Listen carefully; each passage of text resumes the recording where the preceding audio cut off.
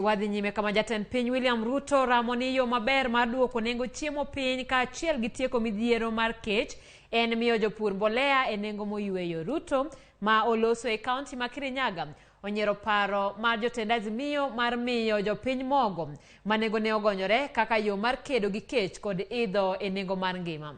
Ruto bende singo ni omenda moyiedhi mar Hustler Fund mar konyo johala matindo dhi chako tiyo dwe mar 12 higani. Chris Owino oluwo limbe mar Ruto Kirinyaga kendo losona lipot machal kamae.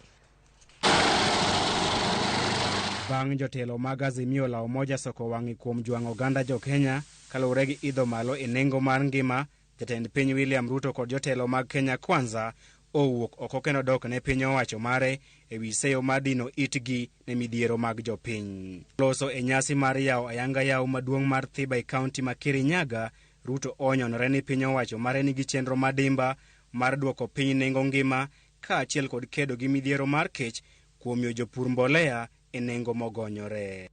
Jotelo mag Azimio kotelnegi kod ogai mar ODM Raila Odinga ne oseyo piny owacho mar Kenya Kwanza kuom ling' thi e kinde ma jo Kenya to kale matek kaluwore gi idho malo e nengo mag chiemo. Nyinyi mlitumia bilioni 8 mwezi moja kusubsidize unga ambaye haikufikia mwananchi. Sisi tutatumia hiyo bilioni 8 yenu kusubsidize magunia milioni 6 ya kusaidia wakulima watuzalishie chakula ndio tuweze kupunguza gharama ya chakula Kenya. Utasubsidize mpaka siku gani?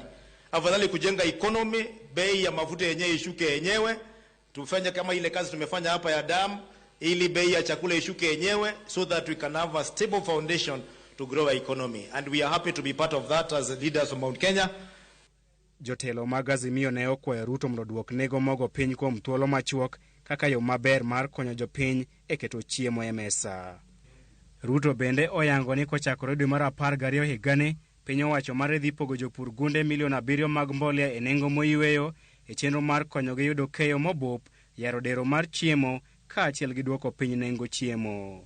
Kuanzia Disemba mwaka huu tukifika msimu wa upanzi, as we go into the season from January, kuanzia Januari tumepanga mifugo milioni 7 ya mbolea ambayo tutawapatia wakulima wetu wanaozalisha chakula kama ni mpunga, kama ni mahindi, kama ni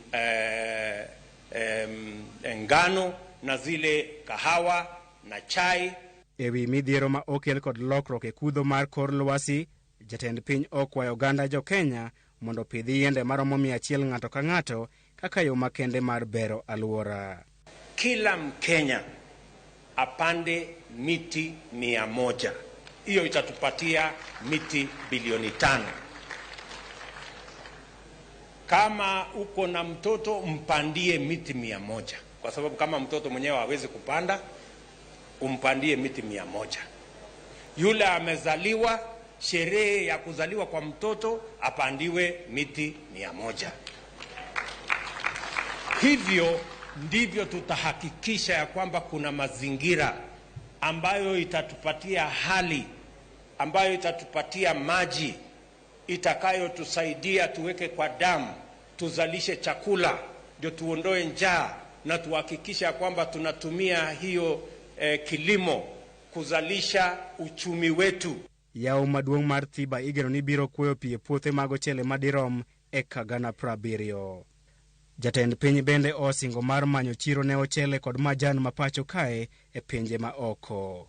Ne jo ohala matindo, jatend piny osingo ni omenda moyiedhi mar Hustler Fund idhi chuogo e giko higani kendo kwayogi mondo gilos grube mag saga mar mondo gikaw hola mar bero ohala maggi.